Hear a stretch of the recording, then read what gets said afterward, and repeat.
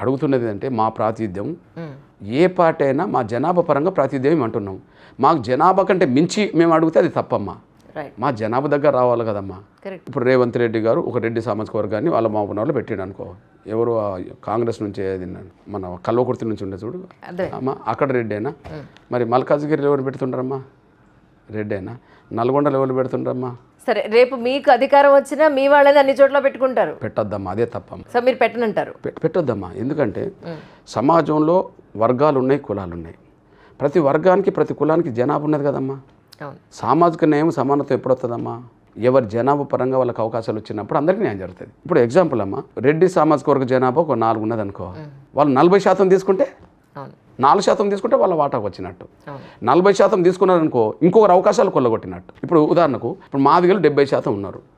3 parliament సీట్లో 2 న్యాయంగా రావాలి. నేను 3 అడుగుతలేను కదా. 30% మాలన్నారు అనుకోమ్మా, వాళ్ళకి 1 రావాలి. మరి 1 తీసుకునేటోళ్ళు 2 తీసుకున్నారనుకో, 2 రావాల్సిన 1 వచ్చిందనుకో, అప్పుడు రావాల్సిన హక్కు మాకు రాకపోవడం వల్ల మాట్లాడుతున్నాం కదమ్మా. కాబట్టి రేపు మీరు అధికారంలోకి వచ్చినా ఇంకొకరికి అధికారంకి వచ్చినా అమ్మా, మీరు మహిళలుగా అధికారంకి వస్తారు. పురుషులందరికీ దూరం పెట్టద్దు కదమ్మా. వాళ్ళ వాట వాళ్ళకి ఇవ్వాల్సిందే కదా. నేను మాదిగా రేపు ఓ పొజిషన్లో ఉన్నాను అనుకుందాం, నేను చేయాల్సింది సామాజిక న్యాయం అమ్మా. ఎవరికి అన్యాయం జరిగిందో, ఏ వర్గానికి అన్యాయం జరిగిందో వాళ్ళని దృష్టిపెట్టాలమ్మా, వాళ్ళని పైకి తీసుకురావాలమ్మా. లేకపోతే ఒక ఓబీసీ ప్రధానమంత్రి అగ్రకులాల పేదలకు రిజర్వేషన్ ఇవ్వడం అర్థమైందమ్మా. ఒక పురుషుడు మహిళలు పరిపాలించిన దేశం, ఇందిరాగాంధీ పరిపాలించిన దేశంలో మహిళా బిల్లు ఆమె తీసుకురాలేదు, కానీ ఒక పురుషుడు ఇక్కడ తీసుకొచ్చాడు కదమ్మా. అంటే అసమానతలు ఏ రూపంగా ఉన్నా అసమానతలను నిర్మూలించే దిశకు మన చైతన్యం ఉండగలిగితే రోజుల వారీగా దశల వారీగా సమస్యలు పరిష్కారం అవుతాయమ్మా. ఆ చైతన్యం ఉండాలమ్మా. Now the time is 12:30. కానీ నిజంగా అవకాశం ఇచ్చినందుకు మీకు చాలా 2-3 క్వశ్చన్లు మాత్రమే ఉన్నాయి. చంద్రబాబు నాయుడు గారిని రీసెంట్గా మీరు కలిశారు. 35 అంశాలతో కూడుకున్న ఒక వినతి పత్రాన్ని మీరు సమర్పించారండి. అందులో ఏమున్నాయి సార్? అందులో ప్రధానంగా చెప్తానమ్మా.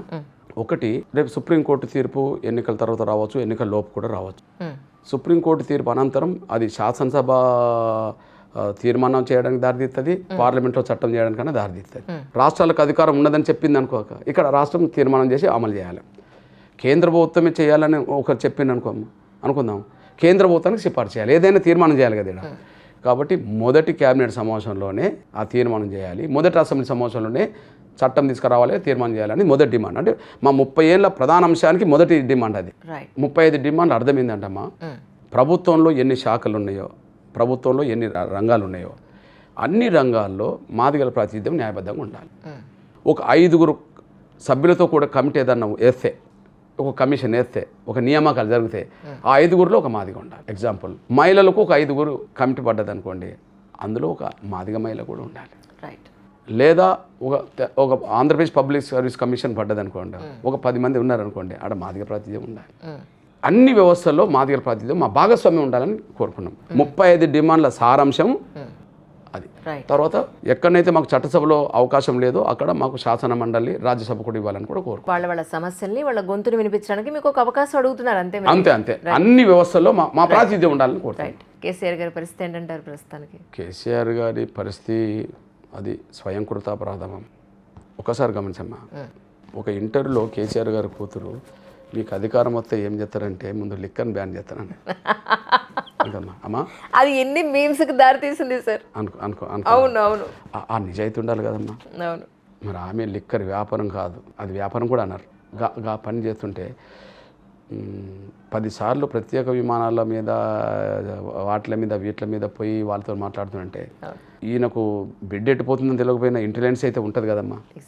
మరి దాన్ని అరికట్టాల్సిన బాధ్యత ఉన్నది కదమ్మా. కాకపోతే ఏంటంటే అదొక్కటే కాదమ్మా, అహంకారంతో కూడిన చర్యలు చాలా చేశారమ్మా. తెలంగాణ సమాజం అక్కడ కొట్టిందమ్మా.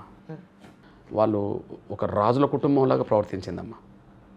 స్వాతంత్ర దినోత్సవం సెక్రటరియట్నో లేకపోతే పరేడ్ గ్రౌండ్లో జెండాలు ఎత్తిండ్రు, కానీ గోల్కొండ కోటలు ఎత్తాలమ్మా.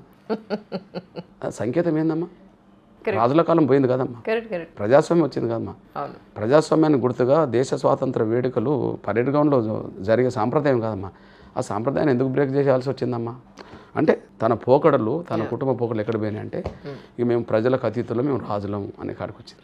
నాకు తెలిసి ప్రజలు మొన్న తీర్పు ఇది చేయలేదు అది చేయలేదు అనే దానికంటే అహంకారం ఎక్కువైందని చెప్పి ఎదురు తిరిగిన తీర్పమ్మ. రేవంత్ రెడ్డి గారిని గద్దె దించాలి, కుర్చీ దించాలని కూడా మీరు పిలుపునిచ్చారు. దానికి కారణం ఏమిటి అంటే ఏం చెప్పి? నేను గద్దె దించాలి అని ఇంకా నేను పిలుపునివ్వలేదు, కానీ ఓకే మాకు ఇట్లనే అన్యాయం చేసుకుంటూ పోతే మాత్రం మా తిరుగుబాటు చూడాల్సి వస్తుందని మాత్రం అన్నాను. అంతే కదమ్మా.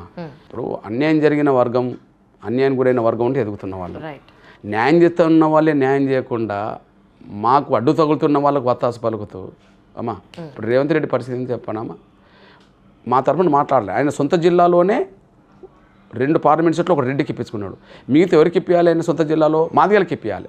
2 ప్రారంభంగా ఒకరు కోరుతున్న వాళ్ళు స్థానికులు, రవి స్థానికులు కాదు. 2 మాదిగలు అత్యధిక ఇంకా మాదిగలు ఎక్కువ ఉన్న జిల్లా కదా, అక్కడ మాలాల సంఖ్య తక్కువ. 3 మీ దృష్టికి నేను తీసుకొస్తున్నా, సంపత్ ఓడిపోయి ఉన్నాడు, కానీ సంపత్ కుటుంబంలో రాజకీయ నాయకులు ఎవరు లేరు అనుకుందాం. మరి మల్లు రవి వాళ్ళ తమ్ముడే బట్టి విక్రమార్క ఉప ముఖ్యమంత్రి కదమ్మా. పోనీ మల్లు రవికి ఢిల్లీలో అధికార ప్రతినిధి హోదా కూడా ఉన్నది కదమ్మా. వాళ్ళకి ఇప్పించడం ధర్మమా అమ్మ? అంటే పని కట్టుకొని ఇప్పించినట్టు కదా. ఏకగ్రీవ తీర్మానం ఎందుకు జరిగింది? ఇప్పుడు 3 ఉన్నారన్నమాట. మల్లికార్జున ఖర్గే ఉన్నాడు, రేవంత్ ఉన్నాడు, లేదా మల్లు బట్టి విక్రమార్క ఉన్నాడు.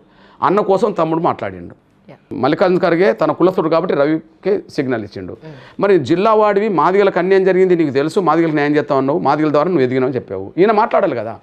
ఈయన మాట్లాడితే ఏకగ్రీవం ఎట్లా అవుతుందమ్మా? మాట్లాడకపోవడం ఏకగ్రీవింది అంటే ఏకగ్రీవం కావడానికి ఈయన సహకరించినట్టే కదా, అంటే మాకు అన్యాయం చేసినట్టే కదా తల్లి. పెద్దపల్లిలో 2 అన్నదమ్ములు ఎమ్మెల్యేలు ఉంటారు, వివేక్ వెంకటస్వామి, వినోద్. మళ్ళీ వాళ్ళ ఇంట్లోనే వాళ్ళ కొడుకు. సభ్యత్వం ఉన్నదమ్మా కాంగ్రెస్లో? మరి 10-20 ఏళ్ళుగా కష్టపడుతున్న కాంగ్రెస్ కార్యకర్తలు మాదిగలు అక్కడ ఉన్నారు కదా పెద్దపల్లిలో. మరి అదే ఏకగ్రీవం ఎట్లా అవుతుందమ్మా? అక్కడ మాదిగల గురించి మాట్లాడాలి కదా. కుటుంబ పాలనని కేసీఆర్ విమర్శించాడు కదమ్మా. మరి కుటుంబాల పాలన నువ్వు తీసుకొస్తున్నావు కదా. అందువల్ల న్యాయంగా ఉన్న ఎవరి పట్ల నేను ఎప్పుడు దురుసుగా కానీ ఇంకోసారి మాట్లాడమ్మా. వాళ్ళని మనసులో నేను ఆరాధిస్తా. వాళ్ళు ఫలానోళ్ళు న్యాయంగా ఉన్నారనుకుంటే నేను వాళ్ళ ఆరాధిస్తా. కానీ చేస్తామనే ముసుగులో దుర్మార్గాలకు ప్రవర్తించి దుర్మార్గాలు పాల్పడుతూ మేము ఏం చేసినా చెల్తుందని అనుకుంటే నేను అన్నది ఏంటంటే, కేసీఆర్ గట్లనే అనుకుంటే గట్లనే పోయిండు, మీకు గదే పెరిగితే మీరు కూడా పోతారని చెప్పాను. 2024 పార్లమెంట్ ఎలక్షన్స్కి అలాగే ఏపీ ఎలక్షన్స్కి సంబంధించి ప్రజలకి కానీ, ఇప్పుడున్న ప్రభుత్వాలకి కానీ, రాజకీయ నాయకులకి కానీ, పోటీలు నిలబడే వాళ్ళకి కానీ మీరు ఏం చెప్పదలుచుకున్నారు? దేశంలో ప్రధాన ఎన్నికల్లో దేశ భద్రత, ప్రపంచంలో భారతదేశ గౌరవం, దేశ అభివృద్ధి, ఈ 3 మనసులో పెట్టుకుంటే నరేంద్ర మోడీ గారికి ఇవ్వాలి ఓటు. ఒకనాడు పాకిస్తాన్ నుంచో వాటి నుంచి నిత్యం సమస్యలుగా కనిపించేది. కరెక్ట్. కానీ వాళ్ళ పాకిస్తాన్, పాక్ ఆక్రమిత కాశ్మీర్ కూడా భారతదేశానికి వెళ్ళిపోతానంత డిఫెన్స్లో పడ్డది కదా. అంటే నిత్యం పాకిస్తాన్ తోటి ఇతరులతోటి నిత్యం సమస్యలు ఎదుర్కొంటున్న దేశం గౌరవ నరేంద్ర మోడీ గారు వచ్చిన తర్వాత ఈ దేశం వైపు చూడాలంటే కూడా కొంత ఇబ్బందులు. వాళ్ళ దేశం ఇప్పుడు ఐక్యంగా ఉండాలన్నా కూడా ఇబ్బందులు పడే పరిస్థితి చేశాడు. అంటే దేశానికి భద్రత తీసుకొచ్చినట్టే కదా. తర్వాత దేశ గౌరవం.